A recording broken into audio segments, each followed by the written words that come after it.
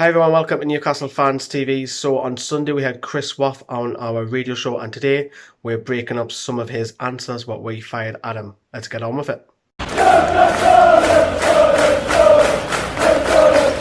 So first of all, I just want to apologise. I've got a bit of a sick bug, so I don't sound too lively. But yeah, let's break it down then. So there's 4 questions that we want to break down what Chris's answers were. And the first one was being about Steve Bruce. Was he Newcastle's first choice? Of course, there's this daft rumour going around that he was all the way down in 11th choice. Chris doesn't believe that. However, he does believe that Mikel Arteta and Patrick Vieira were really, really hot favourites for Newcastle. In hindsight, in hypothetical question, would you take Arteta and Vieira, who will probably be a little bit unproven, ahead of Steve Bruce? I don't know. I really don't know. This is what Chris said about it. Bruce certainly wasn't that far down the list. I mean, I know that he was in consideration. He was someone who Newcastle have had in their thoughts before when they've previously appointed managers. I think he was in their thoughts before Steve McLaren. He's someone they like. They've spoken a lot about the fact that he's a Geordie and that he brings that to the table. And his passion is quite obvious now. That isn't and shouldn't be the only qualification for any position or any job, but I think that has helped him to a certain degree, and he needs to be given time, in my opinion. I understand all the reservations, but anyone who's going to follow Benitez was going to have a difficult job. Who Newcastle's first choice was, now I know they looked at Patrick Vieira. They were very keen on Patrick Vieira. The same with Mikel Arteta, the assistant manager at Manchester City. I think talks got quite reasonably far advanced with Arteta's people, and I think that there was a stage where he was maybe considering it, but it never got to the stage where it was that he was imminent and that he was going to be appointed. And so Newcastle, that's what I don't really understand about what Newcastle did this summer. They initially went for sort of young European forward-thinking manager, and then they've reverted to Steve Bruce. Now I don't mean that in derogatory terms. I know some Newcastle fans are probably going to be sitting there smirking. I mean that in the sense that he isn't that sort of manager. The problem I had with going for someone like Bruce, or if he'd have gone for Roberto Martinez or anyone like that, is that there are biases that Newcastle fans and Premier League fans are already going to have because they've already managed in the Premier League before. So if Roberto Martinez had come in, for example, if Newcastle had gone to Norwich and lost 3-1, we would have been talking about the fact that he couldn't set up a defence at Everton.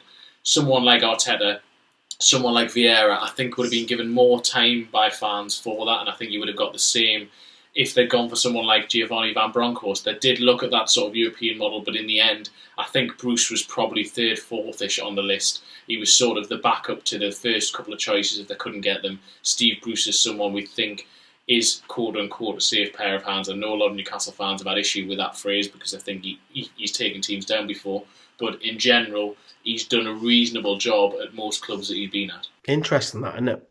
Again, let us know what you think. Comments down there below. Moving on to the next one was about Sean Longstaff. Obviously, one of our own. Both the Longstaff brothers follow us as well. Johnny's just bumped into Sean as well.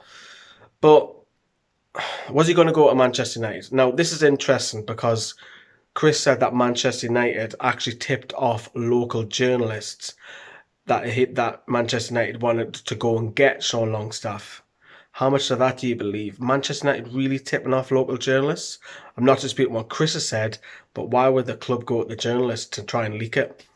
Obviously, is it unsettle a player? Newcastle, fair play at them, didn't budge. They wanted a lot more money for him, for a lad who, at the time, didn't even play 10 Premier League games. This is what Chris said. Clearly, journalists across Manchester were being briefed by the Manchester United side that a bid was going to be made for Sean Longstaff, that they were confident it was going to happen. And Newcastle never actually received an official bid. They received an approach at one stage, an inquiry, but this was weeks after the initial stage it was going to happen. And basically they came to Newcastle and were saying, look, how much are you willing to sell for? Thinking they could get him for 20, 25 million. And Newcastle just said, well, we wouldn't even consider it unless it's more than 50 million. And Man United seemed quite offended by that. Now, I realise he only has 9 or 10 Premier League appearances to his name at this stage, and I can see why Man United think that's an outrageous price. But there was almost an arrogance about the way Man United approached it, and I think that they were naive, thinking, and to be fair, Newcastle stuck their guns and said, look, unless you come near our asking price, we don't need to sell him, we don't want to sell him. He's our youth product. We think we can build a team around him, and Newcastle get criticised for a lot and have been criticised for a lot over the last few months, but they have kept Sean Longstaff. They didn't just blink because Man United came and offered them 20 million or whatever. They said, this is our price. If you don't meet it, we want to keep him. We don't really want to have him. Interesting that, isn't it?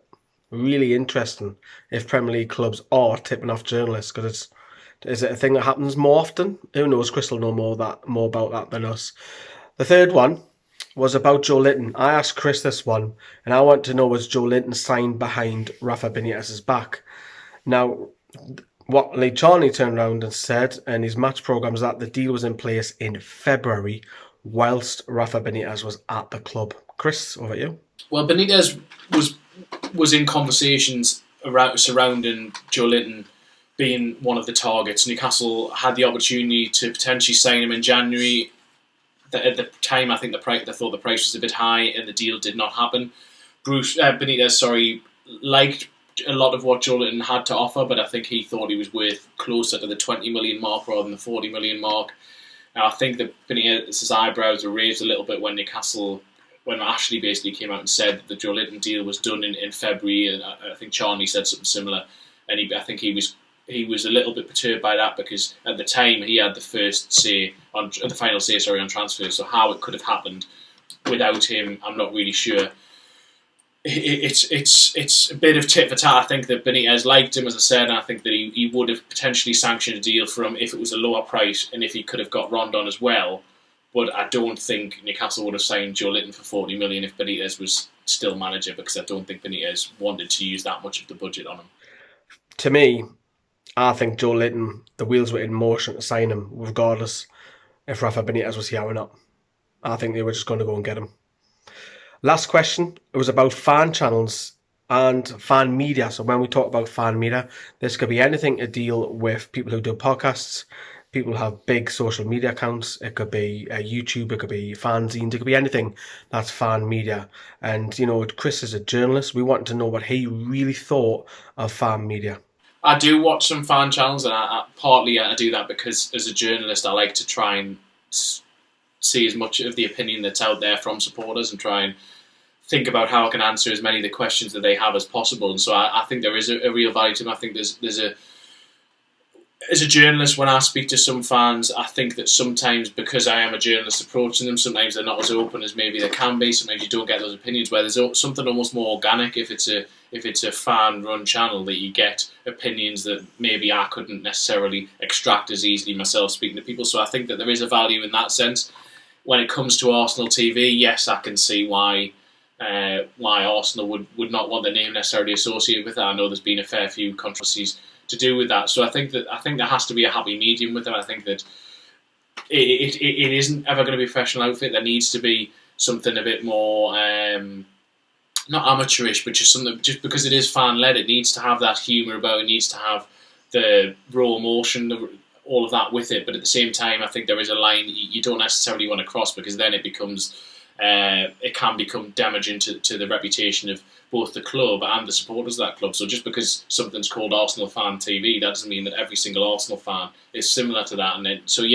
I think there's a happy medium, but I certainly think there is a place for them. I can only see them getting bigger going forward, because they are very popular and they only just seem to be growing and growing. When I'm writing, I always try and disassociate myself in that sense and try to remove a little bit of that passion. But as a fan, that's what you bring. That's what fans TV, that's what fans channels, fan blogs, all of the fanzines, that's what they bring that is different, and other supporters, other fans love that, some hate it, some like reading it, some like complaining about it. That's just all part and parcel of what isn't around in the medium, and I think that there is a space for it, and it's just about finding that happy medium. Interesting that, isn't it? That he can't say some of the stuff that we can, but there's a borderline which you can't really go over. Interesting, that one, isn't it? So there you go. We've broken it down for those questions. We just thought we'd turn that little video, because not everyone watches all of the radio show, the jump in, the jump out during it whilst we're live. But that is it. I'm going to jump back in bed. Wish me well. Ta-ra, everyone. Bye-bye.